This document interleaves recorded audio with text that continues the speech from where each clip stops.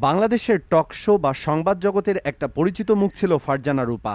দীর্ঘ এক দশকেরও বেশি সময় ধরে ৭১ টিভিতে তাকে উপস্থাপনা করতে দেখা গেছে। কিন্তু তার এই সাংবাদিকতা কতটা নিরপেক্ষ ছিল আর কতটা ছিল একপেশে তা নিয়ে আলোচনা কিন্তু নতুন নয়। এই নারী বর্তমান পিএম তারেক রহমান থেকে শুরু করে তিনবারের সাবেক পিএম বেগম খালেদা জিয়াকেও ছাড়েনি। যখন যেভাবে পেরেছে তাদের অপমান করে ছেড়েছে।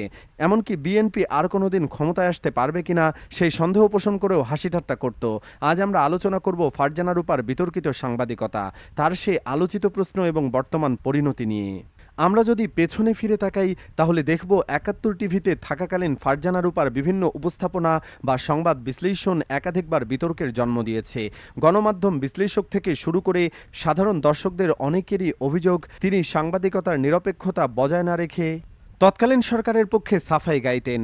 বিশেষ করে বেগম খালেদা জিয়া যখন কারাগারে ছিলেন কিংবা পরবর্তীতে যখন তিনি গুরুতর অসুস্থ অবস্থায় বিদেশে চিকিৎসার আবেদন করছিলেন, তখন টকশো বা অন-এয়ার বিশ্লেষণে ফারজানা রূপার ভূমিকা ছিল দেখার মতো।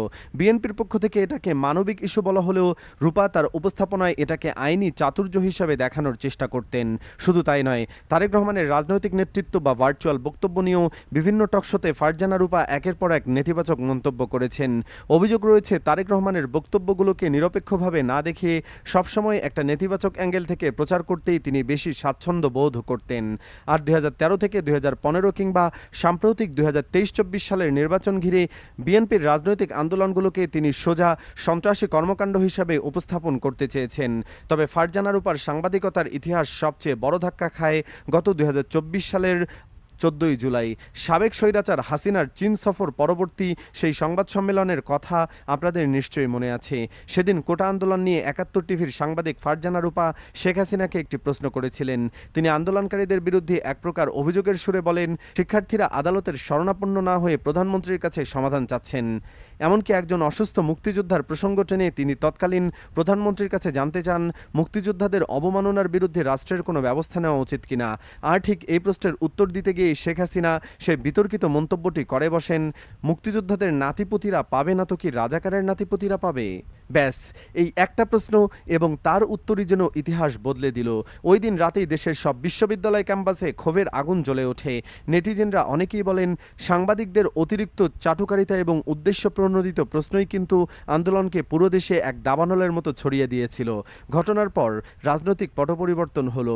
গণঅভ্যুত্থানের পর বৈষম্য বিরোধী ছাত্র আন্দোলনের পক্ষ থেকে প্রেস ক্লাবের কাছে যে ৫০ জন বিতর্কিত সাংবাদিকের তালিকা দেওয়া হয়, সেখানেও নাম ওঠে এই ফারজানা রূপার।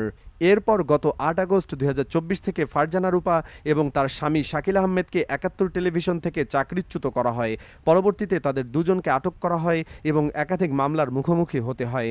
বর্তমানে তারা আইনি প্রক্রিয়ার মধ্য দিয়েই যাচ্ছেন। কারাগারে মোটেও ভালো নেই। মাঝে একটা মামলায় জামিন পেলেও আরও কিছু মামলা এসে ঘাড়ে পড়ে।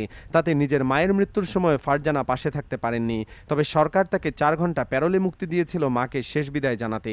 তখন দেখা গিয়েছিল রূপার কি করুণ দশা, তাকে চেনাই যাচ্ছে ছিল না। তারপর থেকে কারাগারে তার আরও বছরখানিক পেরিয়ে গেছে। এখন হয়তো আরও করুণ অবস্থা। তাই তো বলা হয়, পাপ ছাড়ে না বাপকেও।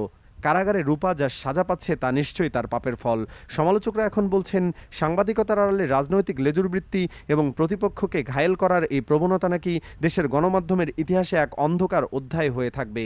তাদের মতে তারেক জিয়ার উচিত মায়ের অপমানের বদলা হিসেবে এই রূপার কঠিন বিচার করা। তো বন্ধুরা, পেশাদার সাংবাদিকতার নামে এই ধরনের একপেশে উপস্থাপনাকে আপনারা কিভাবে দেখছেন? তার কি সাজা চান? আপনার মতামত জানিয়ে দিন কমেন্ট বক্সে।